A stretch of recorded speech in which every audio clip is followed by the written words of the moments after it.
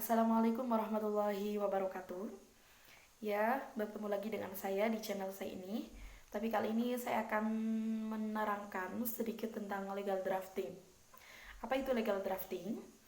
Kalau ditinjau dari aspek hukum, legal drafting merupakan serangkaian kegiatan yang di situ menghasilkan sebuah peraturan. Contohnya adalah pemerintah membuat peraturan perundang-undangan seperti itu. Tapi kalau secara makna luasnya, legal drafting adalah penyusunan atau perangkaian sebuah hukum yang di dalamnya termasuk undang-undang. Dalam ilmu pengetahuan perundang-undangan yang merupakan kombinasi antara ilmu normatif dan ilmu empiris, di situ terdapat dua hal. Yang pertama ada teori perundang-undangan yang menitik beratkan pada bagaimana cara kita agar kita mengetahui kejelasan dan kejernihan suatu kata gitu. Dan selanjutnya ada ilmu perundang-undangan, yaitu menitik beratkan pada upaya kita bagaimana cara kita dalam menetapkan atau membuat peraturan perundang-undangan seperti itu. Di dalam ilmu perundang-undangan ini terdapat tiga hal. Yang pertama itu ada proses, metode, dan teknik perundang-undangan.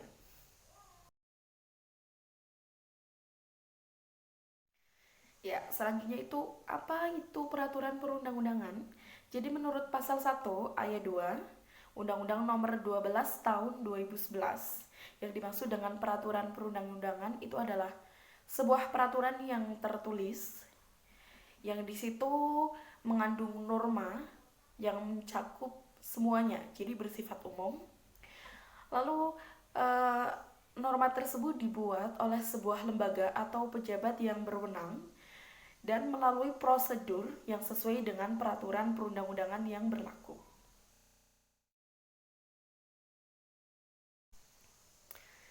Jadi di sini jenis dan hierarki peraturan perundang-undangan itu terbagi menjadi beberapa tingkat. Ya, tingkat teratas itu ada peraturan Undang-Undang Dasar 1945. Di bawahnya ada ketetapan MPR, undang-undang atau Perpu, terus peraturan pemerintah, peraturan presiden, peraturan daerah provinsi, dan selanjutnya ada peraturan daerah kabupaten atau kota.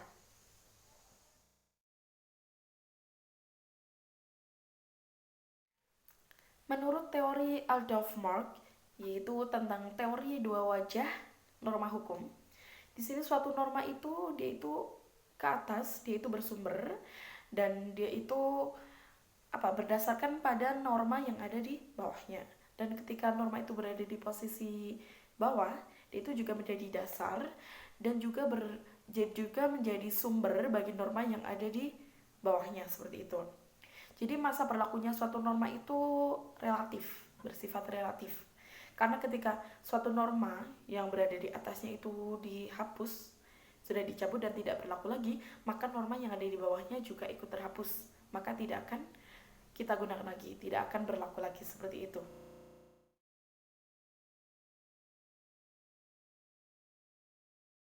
Jadi, menurut Undang-Undang Nomor 12 Pasal 1 Ayat 1 Tahun 2011, yang dimaksud dengan pembuatan peraturan perundang-undangan adalah pembuatan peraturan sebuah undang-undang yang di situ melalui berbagai tahap.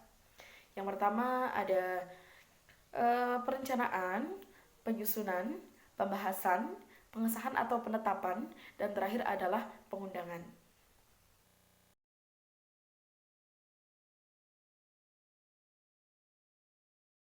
Selanjutnya ada asas-asas pembentukan peraturan perundang-undangan. Jadi yang dimaksud dengan asas sendiri itu adalah sebuah dasar, pondasi atau pegangan gitu ya. Jadi di sini ada beberapa asas dalam pembentukan peraturan perundang-undangan. Yang pertama, undang-undang tidak boleh berlaku surut. Lalu, undang-undang tersebut apabila dibuat oleh pejabat yang lebih tinggi, maka kedudukannya juga lebih tinggi. Selanjutnya, undang-undang yang bersifat khusus itu mengenyampingkan undang-undang yang bersifat umum. Selanjutnya, undang-undang yang berlaku belakangan maka membatalkan undang-undang yang berlaku terdahulu. Selanjutnya yaitu undang-undang itu tidak boleh diganggu gugat. Dan terakhir, undang-undang tersebut dibuat untuk kesejahteraan masyarakat.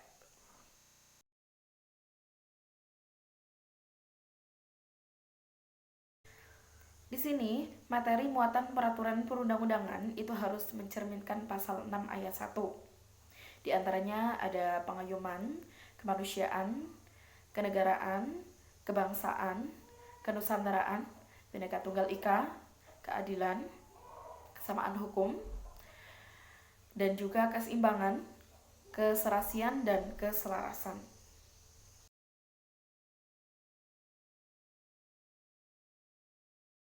Mengenai kerangka peraturan perundang-undangan, itu yang pertama ada judul, pembukaan, terus batang tubuh materi, lalu ada penutup, selanjutnya ada penjelasan dan juga lampiran kalau dibutuhkan.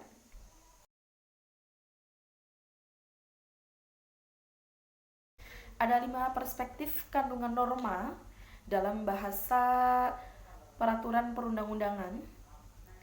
Yang pertama itu adalah norma yang dibentuk itu bersifat aktual. Selanjutnya, norma yang dibentuk itu berdasarkan pada perumusan pemerintahan. Selanjutnya, yaitu norma yang dibentuk itu berdasarkan pada pasal yang bersangkutan dan juga mengacu pada pasal yang lain. Selanjutnya ada norma yang dibentuk itu bersifat prosedural, dan terakhir yaitu ada perluasan pengertian mengenai subjek norma atau subjek hukum yang ada. Jadi demikian sekilas penjelasan tentang legal drafting tersebut. Itu legal drafting adalah suatu kegiatan yang di situ dapat menghasilkan sebuah hukum. Semoga bermanfaat. Kurang lebihnya mohon maaf. Sekian, terima kasih. Wassalamualaikum warahmatullahi wabarakatuh.